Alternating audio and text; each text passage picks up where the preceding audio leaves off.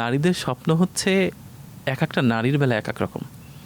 আমি বেশিরভাগ নারীকে দেখেছি তাদের স্বপ্ন হচ্ছে একটা জীবনযাপন করা, যেই জীবনে একেবারে ঝামেলামুক্ত। মানে নারী না ঝামেলাতে বড্ড ক্লান্ত শ্রান্ত হয়। নারী খুব হালকা, বললাম যে প্রজাপতির মতো, ফুল বাগানে উড়ে বেড়ানো প্রজাপতির মতো। প্রজাপতিকে কখন হাত দিয়ে ছুঁয়ে দেখেন, ও ইনজুর্ড হবে, যেভাবেই ধরেন ইনজুর্ড হবে। তো নারী হচ্ছে আসলে সফট প্রজাপতির মতো, কোনো আঘাতই শেষ হইতে পারে না। তো সেই ক্ষেত্রে প্রত্যেকটা নারীরই চাওয়াটা হচ্ছে যে তার প্রিয়জন তাকে একটু নিশ্চিন্তে রাখবে। জীবনের গল্পটা আড়ম্বরপূর্ণ হতেই হবে এরকম না, কিন্তু জীবনটা সহজ হোক, জীবনটা কুটিল জটিল না হোক। মানে সারাদিনের সব ব্যস্ততা শেষেও সে আমার মুখোমুখি বসে বলুক, তোমার ডাগর চোখের মায়া এখন আমি ভুলি, তোমার দীঘল কালো চুলের মায়া এখন আমি পড়ি। মানে এটা বলুক কোথাও আমাকে, আমার যদি কপালে একটা ব্রণ বের হয় সেটা নিয়েও ওর টেনশনের কারণ জন্ম হোক। সেটা না বলুক যে কোথাও এই ব্রণটা না হলে হতো না। কিন্তু এমন একটা ব্যাপার, এটা আমার খুব চাপ তৈরি করছে। এই যে চাওয়াটা, এটা কোনো নারীরই দোষের না।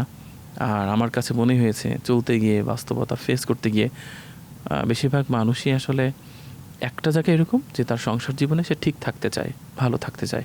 সেই ক্ষেত্রে নারীরা আরও বেশি, কারণ দেখেন আপনি নারীকে খুব অল্পতেই ভোলাতে পারবেন যদি শুধুমাত্র মানে ভোলানোর মতো হয়। ভোলানোর মতো হতে হবে।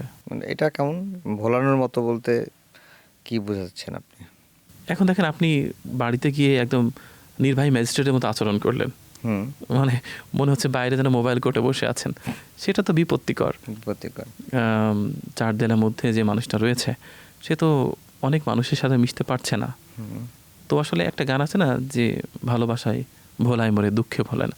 আসলে মূলত আমি মনে করি যে মানুষের, অন্তত নারীর চাওয়াটা হচ্ছে এরকম যে আমার দিকে সে তাকাক এবং আমি তার চোখে ওই প্রথম দিনের মতো করেই থাকি, আমি তার চোখে পুরনো না হই এবং আমি তার চোখে সুন্দর থাকি।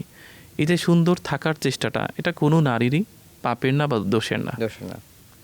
নারীকে তো অনেকটা সংগ্রামের মধ্য দিয়ে যাইতে হয়, কোথাও তার একটু খারাপ লাগে। কেননা একটা বাচ্চা যখন হয় অনেকগুলো রাত নারীকে স্যাক্রিফাইস করতে হয়, নির্ঘুম রাত, চোখের নিচেই কালি পড়ে যাওয়া। যেমন আপনি যদি বিলাসী গল্পের কথা একটু ভাবেন, ওখানে মৃত্যুঞ্জয় কিন্তু বিলাসী যখন ছোট একটা আলগা চেরাক নিয়ে বাঁশবাগান অবধি এগিয়ে দিতে আসছিল, তখন সে বলছিল যে ওর চোখের দিকে তাকিয়ে দেখলাম যে রাত জেগে জেগে চোখটা এমন দেখাচ্ছে যেন ফুলদানিতে জল দিয়ে ভিজিয়ে রাখা বাসি ফুলের মতো। এই যে বর্ণনা, মানে আপনার ঘরের মধ্যে যে মানুষটা আছে, আপনি আমার সামনে এখন একটা প্রোগ্রামে আছেন, খুব সুন্দর করে কথা বলছেন, এই সুন্দরটা যেন আপনার ঘরের মধ্যে গিয়েও ম্লান না হয়। সেখানে গিয়েও যেন এই সুন্দরটা থাকে, মানে সেখানে গিয়ে যে শাসনটা চলে যেন না আসে। এটা প্রত্যেকটা নারীর চাওয়া। এই শোটা যখন আপনার সহধর্মিনী দেখবে, তারও এরকম যে আপনি এভাবে মিষ্টি মিষ্টি করে হাসেন, এভাবেই দারুণ থাকেন। আমি কি আসলে মিষ্টি করে হাসছেন তো? আচ্ছা। কিন্তু সেই আপনি যদি গিয়ে ধমক দিয়ে বসেন, তখন কেমন হবে না? তখন আকাশ তো মেঘলা হবে, মেঘলা আকাশে কড় করে মেঘের আওয়াজ হবে স্বাভাবিক, তারপর বৃষ্টি হবে, অর্থাৎ কান্না। সেই কান্নাটা না হলেই ভালো। তো বলছি যে রাত জেগে জেগে মেয়েটার চোখের নিচে কালি হয়েছে, তবু তার চোখটা ফুলদানিতে জল দিয়ে ভিজে রাখা বাসি ফুলের মতো।